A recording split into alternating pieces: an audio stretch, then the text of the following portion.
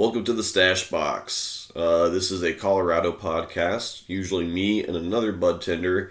We just chill, kind of review products, tell you about laws, facts about cannabinoids, terpenes, all that kind of stuff. And yeah, mainly for people from Colorado or in Colorado or people who are coming to Colorado to check out, dispensaries and try shit out. Because now we also have mushrooms legal in Colorado, which is dope. It's nice, but last night I had a little bit of a scary trip. I've tripped probably more than 25 times in my life, and last night was the first time I thought I was going to die.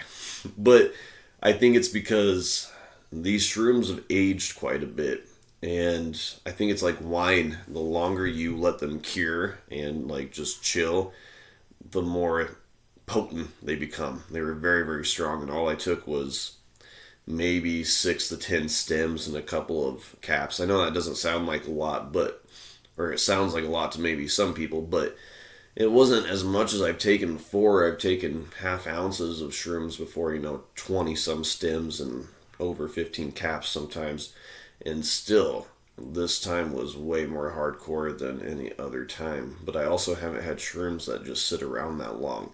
And there's a lot of blue. It seems like the longer they sit around, the more of that psilocybin or that acid or whatever that's in the mushroom that makes you trip, the spores and stuff, it seems like they get more blue or like almost black looking, and the more blue you have in your stem or in your shrooms, the more you're probably going to trip. And I even had a hard time eating the shrooms because they were so fucking potent, and my body could tell that if I ate them all, I was going to trip very hard. And I tripped so hard that I thought I was dying. I kept telling my wife, I'm like, this is it. I'm done. I'm not going to pass on to the next day. I'm going to just die in my sleep, or I'm going to stop breathing or something. I just knew I was so high, I thought my brain was going to fry or I was going to die somehow. Don't know how, because I wasn't reacting to it. I didn't have a stomach ache. My heart wasn't being weird. I didn't have a headache. I wasn't puking. So I don't know why I thought I was going to die, and I don't know why I got so fucking high. It was like I was having a panic attack on shrooms, which never happened. So I don't know what happened, but it was still an experience. It still was a positive experience for me, even though there's 2-3 hours where I was legit convinced I was not going to see the next day. I was saying goodbye to my animals. I told my wife that I was going to miss her and stuff. Super crazy, but even after all that, I kind of got over the fear of death. Not that I feared it too much to begin with, but I'm kind of hypochondriac about shit sometimes. But this, I feel like fucking kicked all that out the window. Me being at peace at the end of the trip with knowing that I was going to die and just being like, all right, that's it. I'm going to die. That's all right. Once I found that peace, I feel like I kind of kicked a lot of my bad habits about worrying about stupid shit and stuff to the side. I feel like I changed my frequency too a little bit. I went into a meditative state at the beginning of the trip before I freaked out and shit.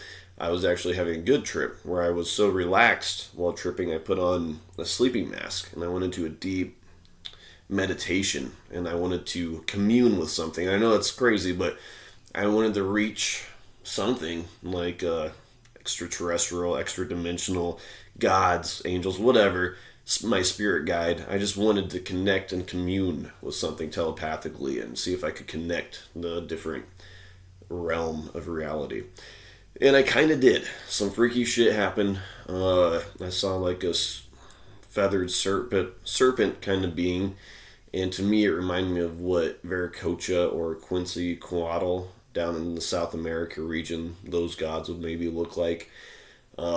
Very weird. I've had a lot of Aztec weird shit that's happened within my trips. And tiki face gods, like what you see in Hawaii, those tiki faces. I've heard this from other people that trip. They see a tiki face and stuff. And I saw that. I saw weird, like gray aliens, but they weren't. Their eyes weren't big and black. They were like kind of small, but they were fucking weird. And saw a lot of creatures that I can't even explain. It almost seems like I've said before, when we're tripping really hard, it's almost like we're on a fourth dimension perception. Not a fourth dimension physically, but perception. We can see things that usually we can't because we're on a third dimension and we're in a third dimension perception. So, Oh, sorry. Shrimp burps. I just got done tripping, 12 hours ago, and I'm still kind of feeling the effects. But, yeah, I just feel like you see some shit that you don't expect to see, for sure. When you close your eyes, I've seen a lot of Hindu and Buddhist type stuff too, or a lot of sacred geometry when I usually shut my eyes. But this was the first time I put a sleeping mask on, and I was completely fucking gone. So, anyways, enough about my trip.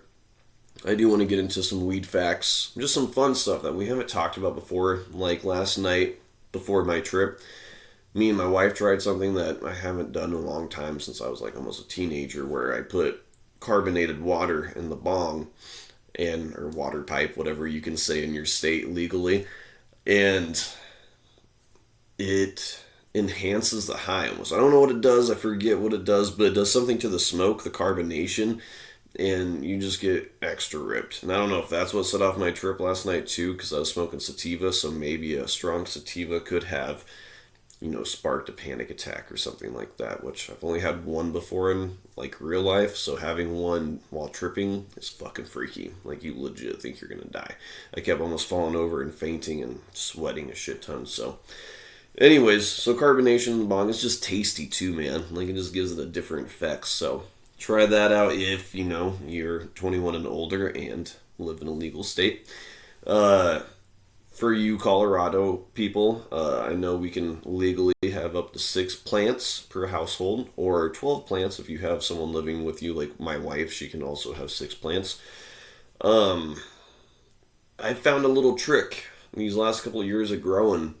It seems as if salt lamps, bro, actually help a lot, especially when you're growing them from seed or even just babies or whatever, baby clones. I keep them in my bathroom or the bathrooms with salt lamps, and the salt lamps really make a huge difference. I don't know what it is, but it makes them pop up super quick. And to me, I wonder if it's because the light is pretty dim. So I do it at night. I keep the plants in the bathroom under the salt lamp at night. And so at night they're still growing. They're going towards this light. I don't have bright lights. I just have, little lights. But still, I think that dimness, but the warmness at the same time makes them reach up farther and harder because they're trying to get the light. When you have the sun being down on them, they don't grow as fast because the sun is also sometimes hurting them unless they're super watered and stuff. The sun is too much for plants, so they're getting so much sun they're not shooting up like they would with a salt lamp or the moon. I've also noticed when it's a full moon, especially weed type plants like sunflowers and my marijuana plants, they shoot up at night when they have a full moon. And I think the same thing. You're just getting a little residual, reflection from the sun off the moon, so they're trying harder. They're getting that lunar light and they're trying harder to reach it and get shit. So it's like anything, making something try harder to get something, you make it stronger. So I think that's a fun thing. Experiment with that if you're in Colorado and have plants. Salt lamps, bro. That shit really does kind of help the plant. I don't know what it is, but they love salt lamps. Another thing for people in Colorado, because we can legally make brownies and all that shit, or cookies, edibles, whatever. When you're making canna butter, I've learned a trick. I've been doing edibles for over 10 years now, and not only do you heat up, the weed beforehand in the oven, maybe the decomboxylate it and put it in the butter. And decomboxylating it basically activates the THC. You want to, or use vaped weed if you have some vape weed that you're going to throw away. Just put that in some butter because it's already active. It's not completely burnt the ash, so it still has that THC activeness in it. Anyways, once you get the butter melted, usually put it in a mason jar. And something about mason jars in general, keeping it airtight and then in boiling water, something about that keeps it pretty good. But once you're done melting it and stuff, open it up and just pour like a tiny bit of cold water, just a little bit. Shut it and then let it keep cooking. Something about that water, I don't know what it does. Someone taught me it years ago, but it activates something or it does something reaction wise to the hot butter and to the THC. And I swear, man, it makes a world of difference. Putting just a little bit of cold water in your can of butter, bro, you're gonna have some dank shit. You can make a quarter of weed brownies feel like a fucking half ounce or something. So, and speaking of that shit, if you are trying to get higher, or you have a low edible or high edible tolerance, I would suggest taking CBD before you take your edible or smoke, because that is a base. CBD, it gets in your body. A lot of people don't feel high from it, obviously, but it does something to your body chemistry wise that when you take the THC, it activates. Just like taking fatty food with an edible, it activates that THC.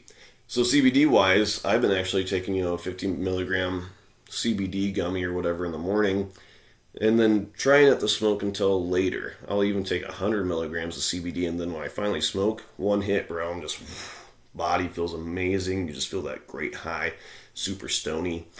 So, like I said, CBD is a good sidekick to weed.